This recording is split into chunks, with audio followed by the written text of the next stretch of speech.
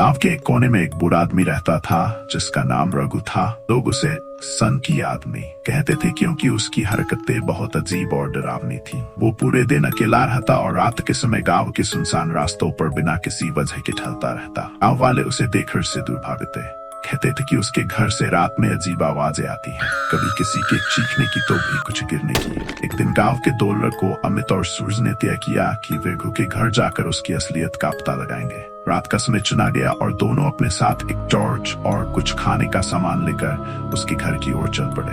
रघु का गांव से थोड़ी दूर जंगल के किनारे था। घर के चारों ओर झाड़ियां और जंगली बेलें उगाई थीं, जिससे उसकी हालत और डरावनी लग रही थी।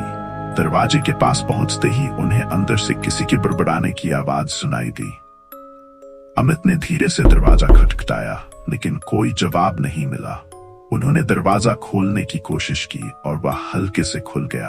उन्होंने टॉर्च जलाकर चारों ओर देखा। अचानक दीवार पर उन्हें किसी के लंबे और डरावने साए दिखे, जैसे कोई उनकी ओर देख रहा हो। सूरज ने डरते हुए पीछे मुड़कर देखा, लेकिन वहां कोई नहीं था। वे धीरे धीरे घर के और अंदर बढ़े।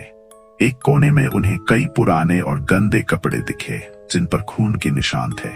उनकी नजर एक लकड़ी के संदूक पर पड़ी, जो अध खुला था। अमित ने हिम्मत कर उसे खोलने की कोशिश की। तभी अचानक से एक तेज आवाज आई, जैसे किसी ने जोर से दरवाजे को धक्का मारा हो। दोनों की हालत खराब हो गई, लेकिन डर के बावजूद उन्होंने संदूक खोल ही दिया।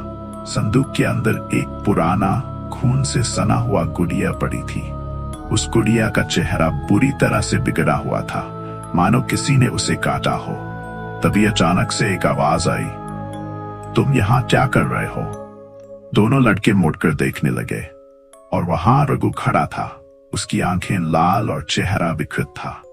ये गुड़िया मेरी बेटी की है, लेकिन वह अब यहाँ नहीं है, रघु धीमे और खौफनाक आवाज में बड़बड़ाया।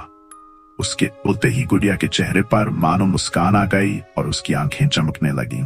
अमित और सूरज चीखते हुए बाहर की ओर भागे, लेकिन दरवाजा अपने आप बंद हो गया। वे घबराते हुए दरवाजे को खोलने की कोशिश कर रहे थे। तभी उन्हें महसूस हुआ कि उनके पीछे कोई खड़ा है। जब उन्होंने मुड़कर देखा तो गुड़िया खुद चलकर उनकी तरफ आ रही थी। उस रात के बाद अमित और सूरज कभी गांव नहीं लौटे। कहते हैं कि रघु के घर से आज भी उनकी चीखों की आवाजें आती हैं और गांव में लोग आज भी सन की आदमी के घर से दूर ही रहते हैं। कहते हैं कि जो भी उस घर में गया फिर कभी वापस नहीं आया।